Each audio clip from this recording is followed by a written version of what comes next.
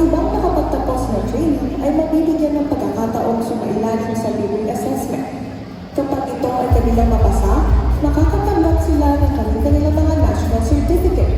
Bukod sa libreng skills training, ang TESDA sa barangay ay mayroon din mga training para sa mga trainers, capacity building para sa mga community training employment coordinators, technical assistance sa mga training centers ng LGU, access sa higher level qualifications, TESDA online program, at entrepreneurship training. Batay sa NTESDP 2023 to 2028, sa tulong ng mga local government units, national government agencies, at industries, ang skills mapping ay isinasagawa para ma-identify ang mga skills na kailangan sa bawat komunidad. Pagkatapos matukoy at mailatag ang skills na kailangan, ang mga skills training ay i-offer sa mga residente sa tulong ng kanilang LGU.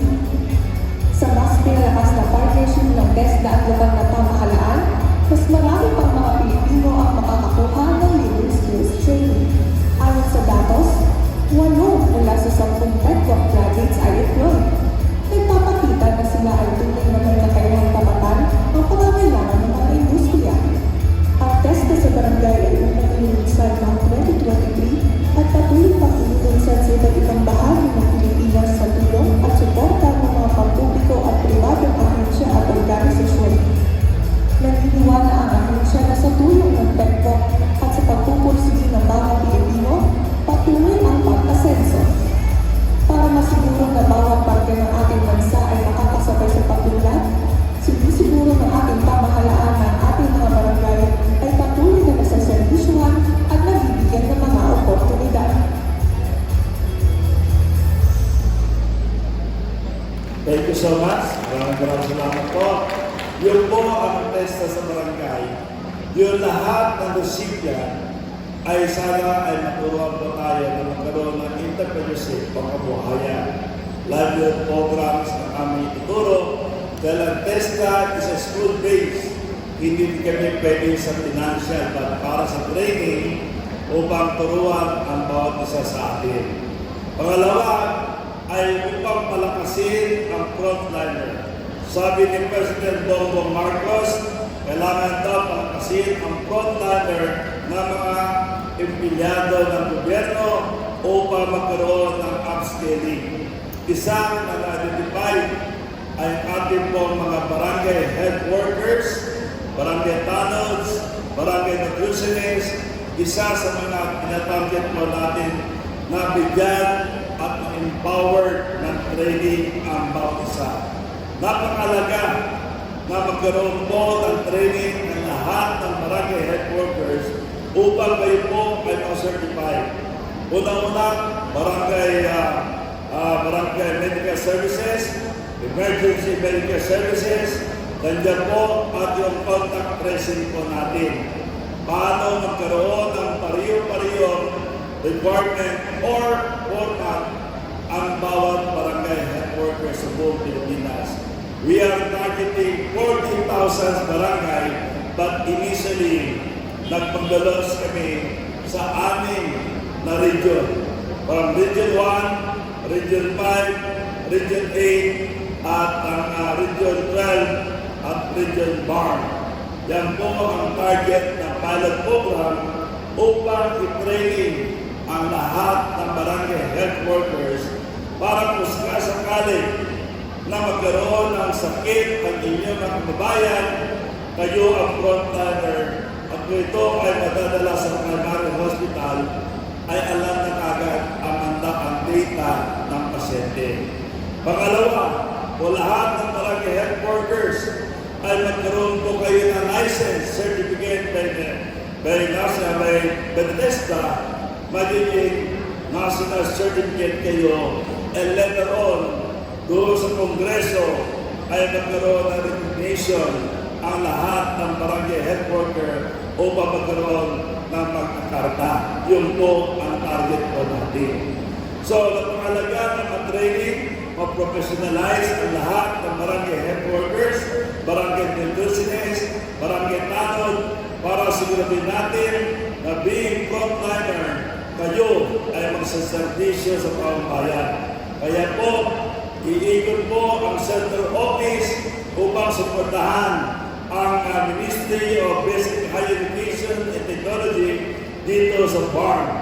Susuportahan po namin ng programa ng TESDA sa barangay mula sa Central Office para siguraduhin magkaroon ng uniformity na lahat ng serbisyo na ipapagkaloob natin sa taong bayan. Kaya po, is to become a professional ang bawat isa. Yan po ang agad po natin. Nandiyan ang ayuda, nandito si TESDA para sa educational program po natin. Mahalaga po yun sapagkat yan certification na yan ay certified ng both national and international. Kaya ganun po ang lakas at kapangyarihan ng national certificate na nagmula sa TESDA. Ang TESDA po ay tumutulong sa lahat ng kliyente upang gabayan. Gusto ko rin po iparating sa inyo dahil sa minimikti ng ating mahal na President Bongbong Marcos, na magkaroon at sama-sama kabangon ang TESDA ngayon doon sa senior high school ay nagkaroon na kami ng Joint Memorandum Circular ng DepEd, ng CHED, DOLE at ng TESDA. Ngayon, ang senior high school ay kasama na po ang TESDA sa program ngayon. Kung ikaw ay grade 11, on your first sem, meron ka ng isang qualification. Magiging multi-skilled ang Pilipino. On the second sem, another qualification. Sa pag-graduate po ng grade 12 o senior high school, hindi lang diploma ang iyong matatanggap. Diploma para sa access to become a tertiary, para maging baccalaureate o maging nurse, engineer, and so forth. Yung isang diploma na bibigay ay license na sila ay skilled worker, na sila ay ready, workforce ready na sila.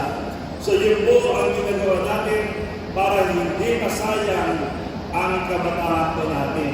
Kaya yun po, ngayon magsisimula kami sa lahat ng mga DepEd na magkakaroon kami ng trainings upang sila ay ma-accredit ng TESDA upang both academic, all the academic tracks, all the strands of the academic ay kasama na po ang TESDA program doon. Kaya yun po ang purpose ng President is a force for multiplier dahil inaasahan niyang darating ang mga investors. Gusto niya bigyan ng oportunidad ang lahat ng Pilipino na magkaroon ng hanap buhay. Sapagkat kung kayo ay skilled worker, siguradong makapagtrabaho po kayo. Hindi na niyo kailangan ng 4 years. With a simple number of days, kayo po ay quality na nagsaservisyo. Kahapon ay binuksan namin ang school ni Ramon Ang doon sa Manila. At pagpapatayo na rin siya ng aviation courses para sa mga aeroplano maging sa electrical vehicles. Ganoon din dito sa farm sa NDS. Magpapatayo kami dito ng Digital Training Center na ito po ay meron po mga robotic na ilalagyan po natin para i-training natin ang lahat na tagapagitan ng Densur upang pagandahan na sila ay magkaroon ng kanilang trabaho o hanap buhay. Yun po ang konsepto ng TESDA sa barangay na mismo ang aming mga TESDA accredited trainers ay pupunta sa inyong barangay upang i-training ang bawat ahensya o barangay health worker at ganoon din ang pamamayan. So yan po ang bagong programa ng TESDA upang siguraduhin na matuto ang lahat ng ating kababayan para yung bibigay ng DSW, ng TUPAD at ng DA ay magamit sa tamang programa at magkaroon na ma-empower ang bawat isa sa atin. Kaya ganoon din po sa ating mga national agency, sa interagency program ng TESDA, ay meron kaming emerging program naman para sa ating mga interagency especially for our Philippine National Police, Armed Forces of the Philippines, NICA, ISA, and all the departments, the PhilHealth, and the DA, yung database po ninyo, ay magkakaroon kami ng program for the cyber security program na siguraduhin na tayo po sa Pilipinas ay handa na ang lahat ng ahensya proteksyonan ang data ng bawat departamento para hindi po ma-hack ang ating record.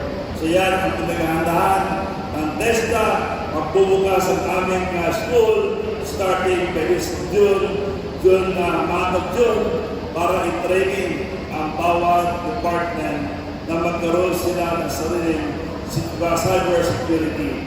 So yun po ang target ng TESDA maliban sa regular courses. Again, to all the mayors are here, sana suportahan po ninyo na magkaroon po ang event natin yung tinawag na SITEC, yung Community Training and Employment Coordinators para yung mga kababayan natin ay matulungan natin sila. Ang SITEC na yan ay very powerful na sana tanggapin ninyo, i-promote ninyo, ay training natin ang bawat mamamayan sa inyong mga bayan sapagkat yan ay sagot para sa kahirapan. Sagot na upang magkaroon sila ng hanap buhay. Inaasahan namin Governor Merian na ang peso, ang provincial employee office mo ay mag-supervise sa SITEC na ma-implement yung TESDA sa barangay para ma-implement natin at empower natin ang lahat ng barangay health workers, barangay tanod natin. Kaya napakalaga po yun at maging sa ating mga mamamayan na magkaroon ng TESDA program nandyan sa ating mga samudyang kabataan upang sila ay pagandaan at maging ang ating mga kababayan. Kaya po, asahan po ninyo ang TESDA ay magserbisyo, linyang pang-asahan, ang ating mahal na presidente ay talaga siya ay magpapakahirap upang iangat ang bansang Pilipinas. Gusto niyang lahat ng Pilipino ay maparating ang kanyang tulong at suporta at sigurado ang mga infrastructures at maging ang ayuda ay madamang-damang po natin. Sana po tayo po ay manatili magsama-sama dahil ang pangarap ng ating mahal na presidente ay sama-sama tayo mabangon at maasahan po ninyo dito sa Maguindanao del Sur at maging sa Sultan Kudarat at sa Maguindanao del Norte. Dahil po ay taga Maguindanao del Norte, asahan po ninyo at tayo po lahat ay sabay na magtutulungan upang iangat natin ang ating bayan-bayan. Alhamdulillah, Alhamdulillah, Assalamualaikum warahmatullahi wabarakatuh.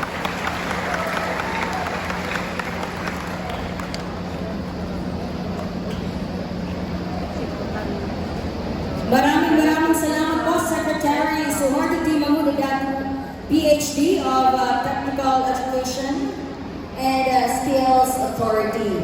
And this time, we would like to request everyone for a photo opportunity.